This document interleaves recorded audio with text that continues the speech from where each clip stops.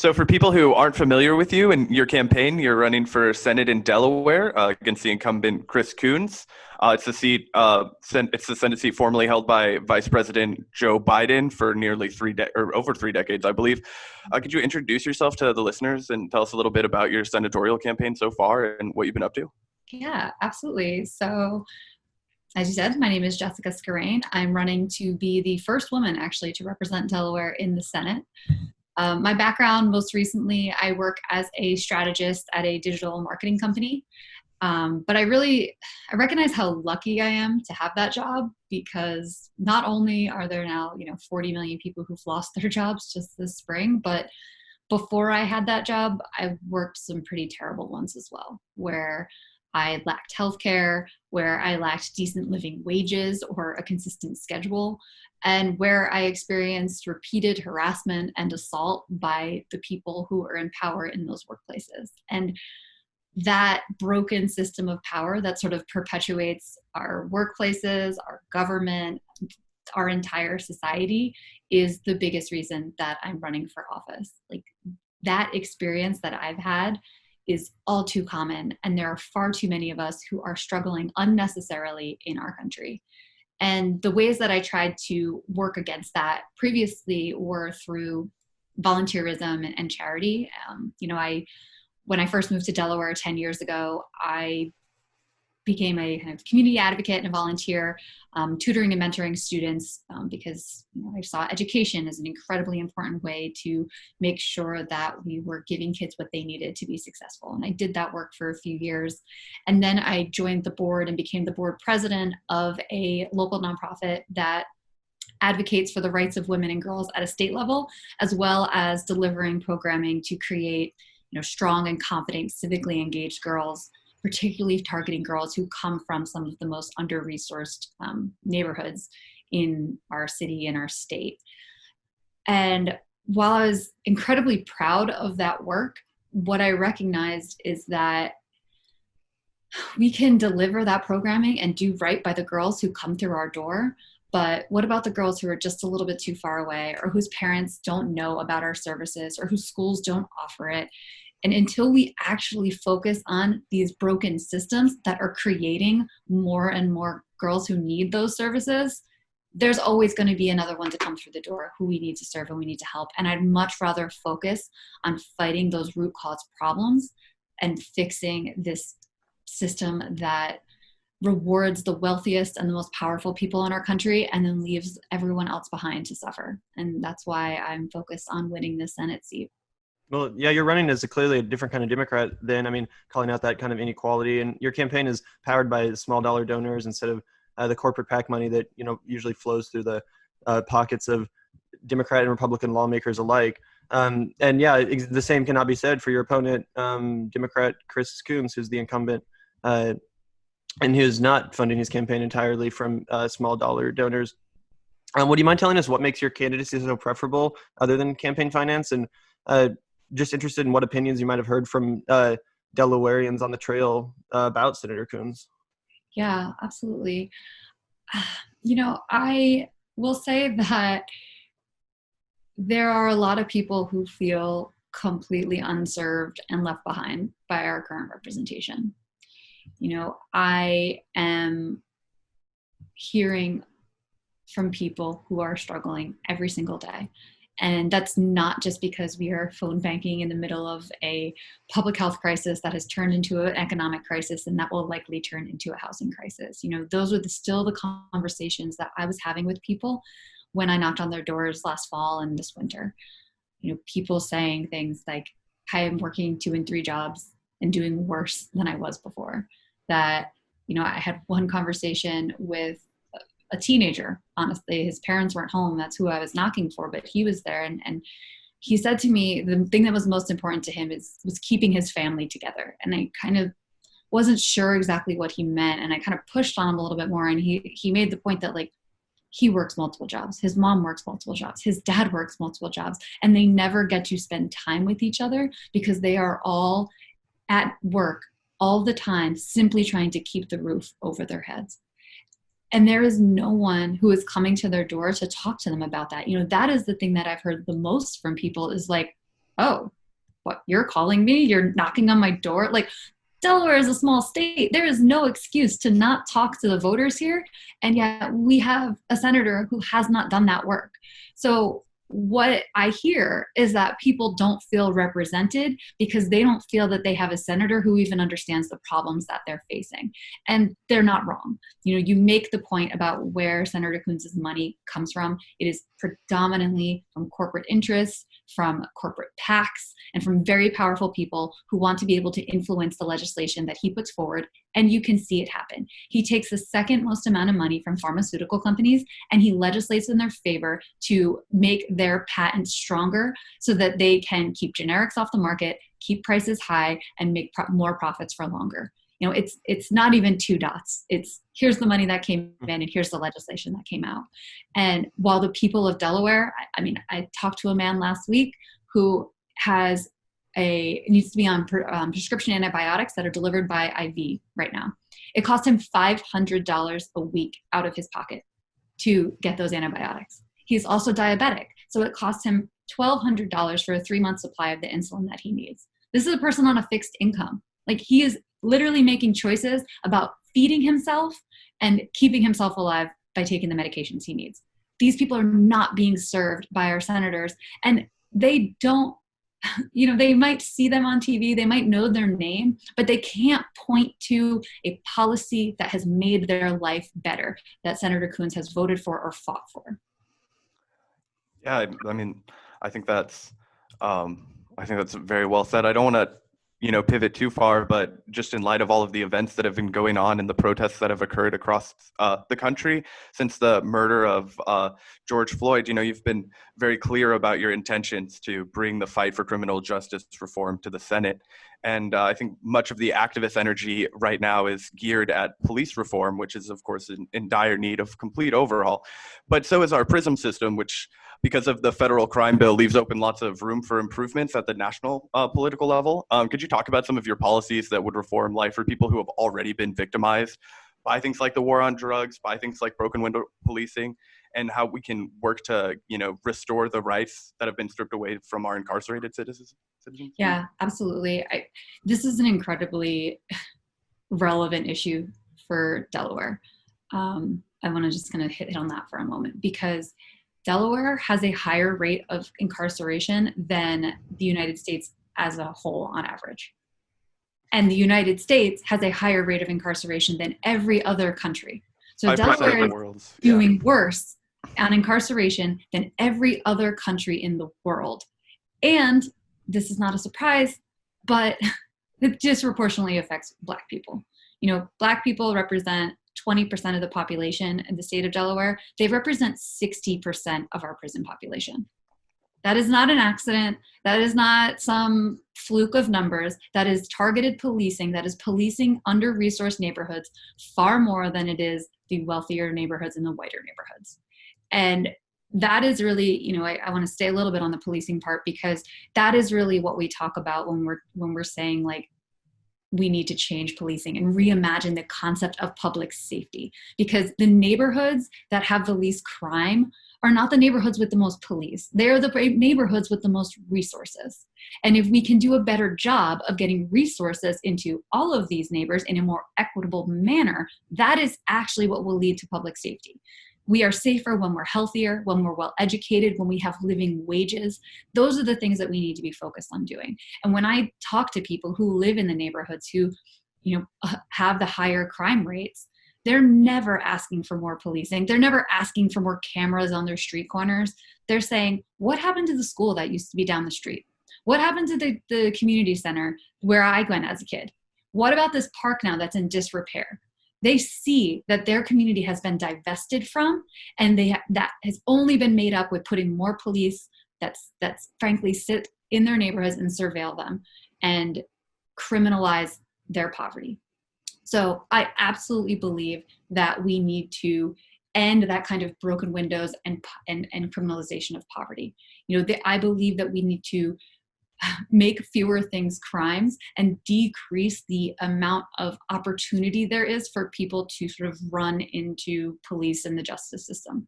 I believe in decarcerating. I think we need to have a more restorative and rehabilitative focused justice system, that we need to get rid of cash bail. I mean, in a state like ours, again, this is relevant during COVID, like a lot of people who are held in prisons in our state are pre-trial detentions. They are not people who have been convicted of a crime. They are people who can't pay to get out of jail on bail. That is not a problem that exists for a wealthy person. So we are keeping poorer people, which end up being blacker and browner people, in jail, even though they have not been convicted of crimes. And this was incredibly relevant when we started having coronavirus outbreaks in our prison. People who have not been convicted of crime potentially being potentially getting sick or losing their life because we have a bail system that they can't afford to use. So I don't believe in cash bail at all. I believe we have to end mandatory minimum sentences. You know, the problem with a mandatory minimum is that it completely ignores any of the environmental factors that may have led to a crime. It simply says, you did this, and I'm sorry, you owe this time. And I really believe that, particularly when we get into longer sentences, what is keeping someone in jail for 10 years? What are they learning versus keeping them there for 2 or 3? What is really deciding, like, oh, we need this much time to rehabilitate you? That's not what it's about. It's simply punitive, and we're not focused on actually using rehabilitative services to figure out what was it that led to the crime that you committed, and how do we fill that gap for you? Because so much of the crime that we see, or the problems that we see, are simply because people are missing something, whether it's academic prospects, economic prospects, living a life of despair because of the way our economy treats people and treats them as expendable and fails to actually pay for their labor adequately. These are a lot of the things that lead to crime. And how do we actually build a system that fixes those problems rather than just put someone away for a indiscriminate amount of time and doesn't actually better their lives or teach them how to fill those gaps? Not only that, in many cases, it permanently ruins their lives. If you have to check the box and an income, and in almost any industry, you're going to be permanently barred from getting an income, certainly one that could provide for you and your family and provide you with benefits and a lifestyle. Yeah.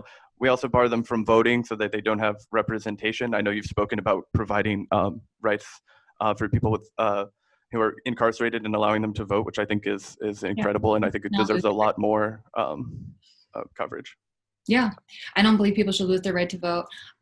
A voter, I knocked on his door, and he said perfectly to me once, he was like, they make it so easy to get in and they make it hard as hell to get out.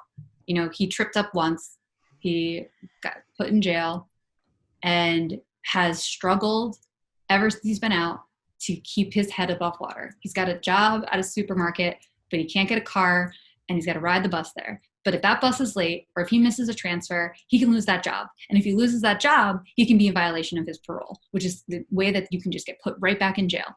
Like, we do nothing to actually support people and help them out.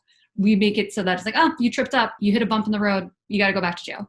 Like, and this set of rules really only applies to lower income people and blacker and browner people. Like, it is a 2-tier system that certain groups of people, blacker people, brown people, lower income people, have to fight with constantly to try to survive, that wealthier and whiter people just never have these same experiences with law enforcement. And I think that is an inherent problem that we have to recognize and talk more specifically about.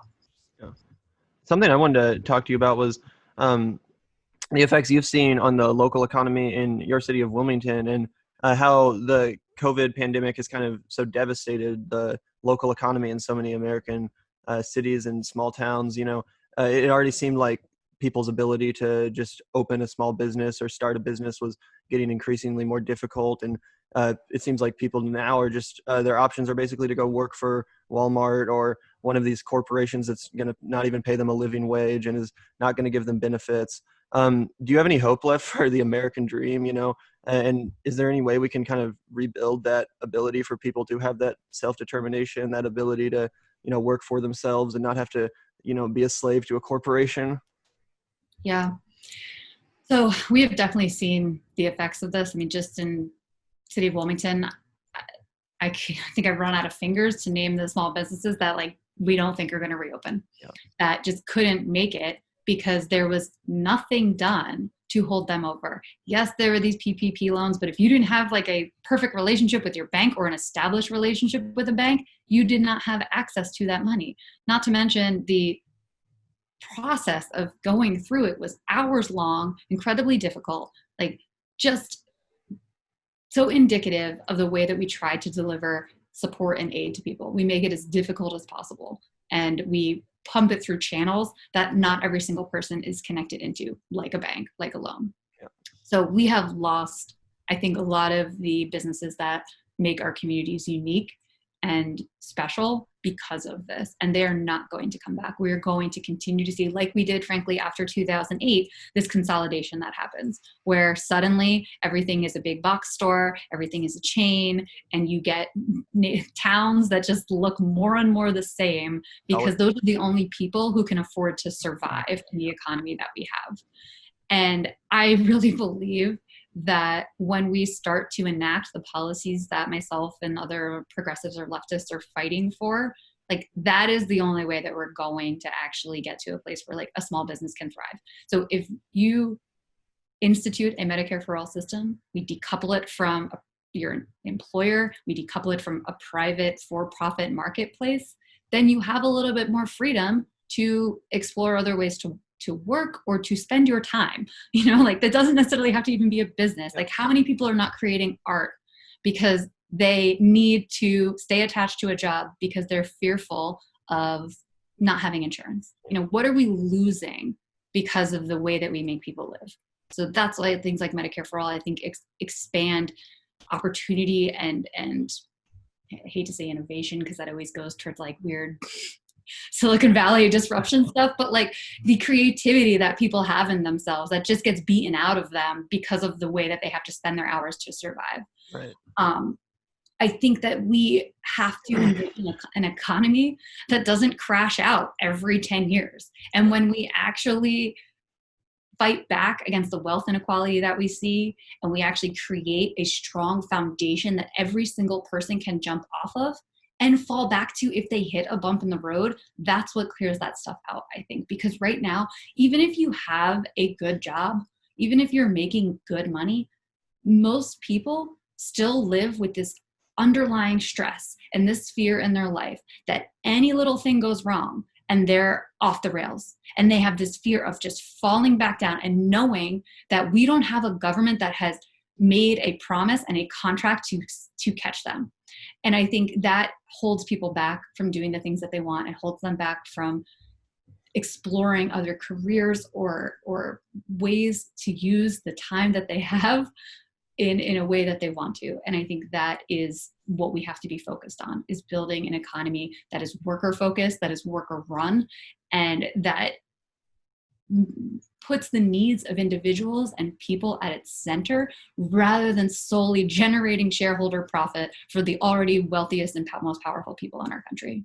Speaking of those most powerful and wealthy people, the senator who used to occupy your seat, Joe Biden, who's currently running for president on the Democratic ticket, is infamous for having made Delaware kind of a haven for the credit card companies.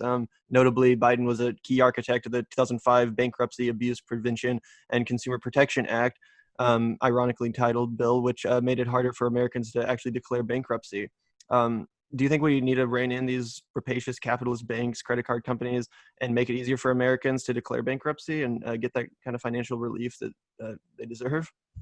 Yeah, I mean, the way that our entire economy has become like financialized, I think is dangerous. I mean, it creates there's an entire market, I'll call it, of financial vehicles and products that create instability in things like the stock market that we're all we have no control over, we have no say in, and that they affect our lives. I mean, when we look at 2008, we're talking about freedoms that banks had to package up loans into securities that they then sold, that people were then able to buy insurance and hedge against, and just creates this absurd web of instability, frankly, because if any one of those pieces starts to fail, all of the pieces that have now bet on it also fail.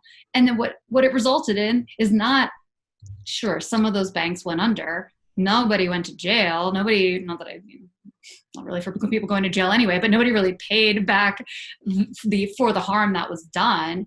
But then millions of people lost their homes. Millions of people lost any bit of savings that they had. So we have an economy where, again, there are things that are happening that people have no say in, and yet the people are the people who suffer the most when they fail. So I absolutely believe that we need to strengthen Dodd-Frank at the least, reinstate Glass-Steagall, which required banks to keep, consumer banking and investment banking separate, which has not been in place for 20 some odd years, yeah. Clearly has led to a lot of the instability that we see now, allowing people to sort of play with consumer money in an investment market. I believe we need a Wall Street speculation tax, and as well as raising the taxes on capital gains and dividends, because I think that we absolutely can legislate to get rid of some of these financial vehicles as well. But at the very least, we have to make the speculation and the gambling that happens, like that has to be disincentivized and frankly paid for so that we can protect ourselves against the things that are happening in the financial markets.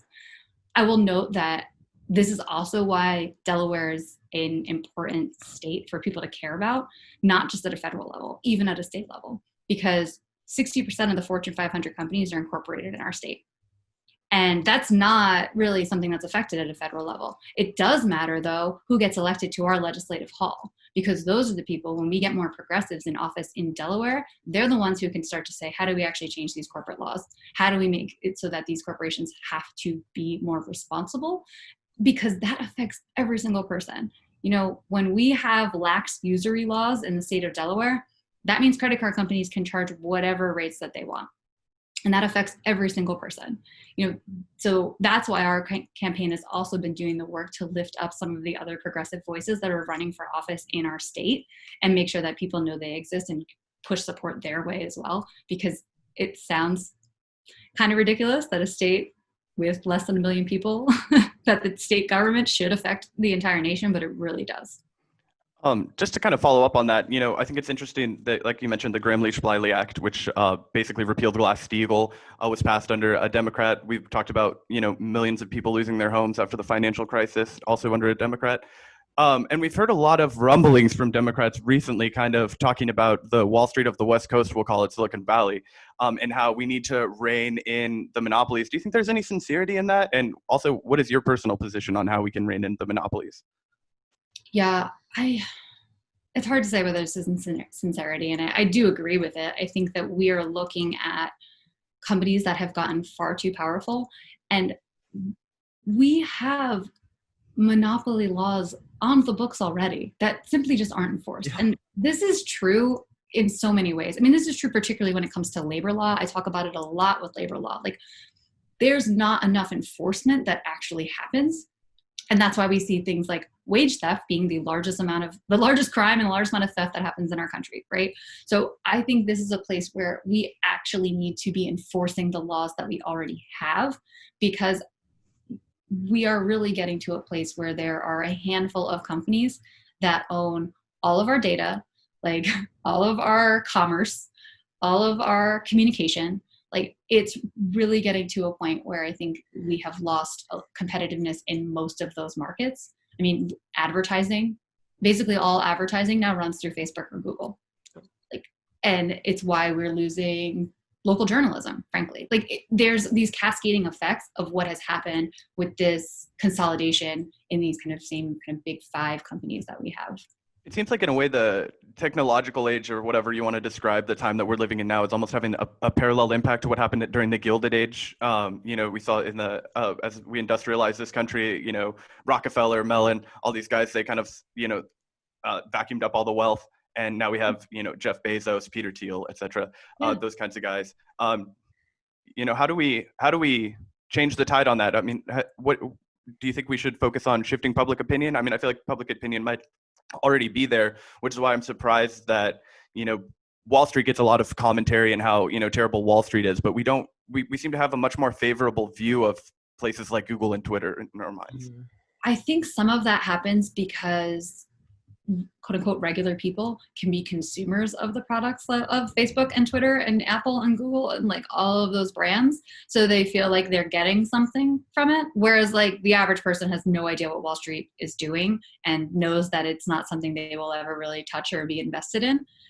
So I think there's maybe this feeling that, oh, well, I get to use an iPhone, so I'm getting the benefits of having Apple existing, but you're not really getting any of the financial benefits or economic benefits of it. So that might be, this is, I haven't studied it, but that is something that comes to mind is like they feel like they have a little bit more of a connection to what these big tech companies are doing versus what a Wall Street bank is doing. But I do agree that you hear the conversation shifting. And I think what we need to do is make sure that people understand that we do a better job of figuring out how to communicate what the solutions are so people know to call for them. Because I think you can't just call for things to change without saying like, and this is the way that they should change. So that's a place where I think some senators, representatives can do a better job of using their platform to communicate like these are the things we can actually be calling for. And I think the point you make about getting to this place of the Gilded Age is completely accurate. And I think the other piece is not just breaking up these companies, but really doing a better job to build labor power in our country. Like, even if you are a computer coder or a device coder or building apps, like you need to own more of the share of the profit that you create. Because right now that is all being filtered into really small groups of people who own the shares of Amazon and Facebook and Apple and whoever else, and not necessarily being returned to the users of the product or the people who are creating the products. Yeah, I think that's 100%. One last question that we wanted to ask you. We want to be respectful of your time, and we really appreciate you talking to us. But you've raised the point of holding the government accountable multiple times and demanded an end to the mass warrantless spying of U.S. citizens, getting rid of the Patriot Act, the FISA courts, etc. I'm curious about your reaction, or the reaction that you get from voters when you raise this issue, because it's always an issue that I've also found frustrating that the left hasn't embraced more and put at the forefront of our politics, because I feel like it would have a much crossover appeal with people who might be skeptical of the traditional Democrat policies. Yeah, I will say it's not something that comes up frequently, but when it does come up, it's incredibly important to that person, right? Like there are people who recognize that this is an issue. There are some people who, again, I think when you force people into a position where they have to toil away every single day just to keep themselves above water, it's hard to be also keyed into what other things are happening in the government and what the government is doing. So I think there are a lot of things that go on that people would care about, but it's really hard to even make sense of what the Patriot Act does. It's hard to make sense of any bill, frankly, that comes out of our government, right? Like they're written in a way that is exclusionary and it puts people off. So people can kind of just disengage and get turned off from those things. I will say for people that it matters, like, yes, this is a conversation we have often. And there's one that's come up recently, actually. Who is it? It's like Tom Cotton and I think Josh Hawley just put out a bill, basically. What a lovely bunch. The encryption bill that would like require backdoors to all encryption and would require tech companies, like anyone, big WhatsApp, Signal, whoever, to allow a government backdoor to their encryption. And that is something that turns people off. If they use those services and they understand those services, they're completely turned off by that. Because first of all, we recognize that that is a infringement on privacy and speech. It's also just not good security policy. Because if you require a backdoor, then everyone knows a backdoor is there and they're going to go looking for it and they're going to exploit it. So these are the types of things that when you know someone's, particularly if they work in that industry maybe, or if it's a top of mind info or a top of mind topic for them, those are the conversations I have about how we need a more tech literate government as well. Like I think people always point to the Facebook hearings when, I think it was maybe Orrin Hatch was asking like Mark Zuckerberg, like, how does your company make money if it's free? Like, there's just such a gap in the understanding of like what these companies do, how they make money, and how they can frankly exploit people. So we need a more tech literate government as a whole who can speak to the way that technology is used, the way that surveillance is used, and the way that it hinders our privacy and our rights. Yeah. And if those people want to get one step closer, how can they go ahead and support you? Yeah, so my website is justfordelaware.com. You can learn more about me and the things that I'm fighting for there. We also, we're not knocking doors right now. So we are still just phone banking, kind of waiting to see if coronavirus recedes. We've had a little bit of uptick here in Delaware. So volunteers from literally anywhere can phone bank. So one extra person on that dialer for a couple hours means hundreds of more calls that we can get through. And Delaware is a small state. We can call every single person here multiple times, and single individuals can make it easier for us. So you can go to justfordelaware.com/volunteer to do that. And as you said, we are only raising money from small donors. So you can go to justfordelaware.com/donate to make a donation if you want to help us out monetarily.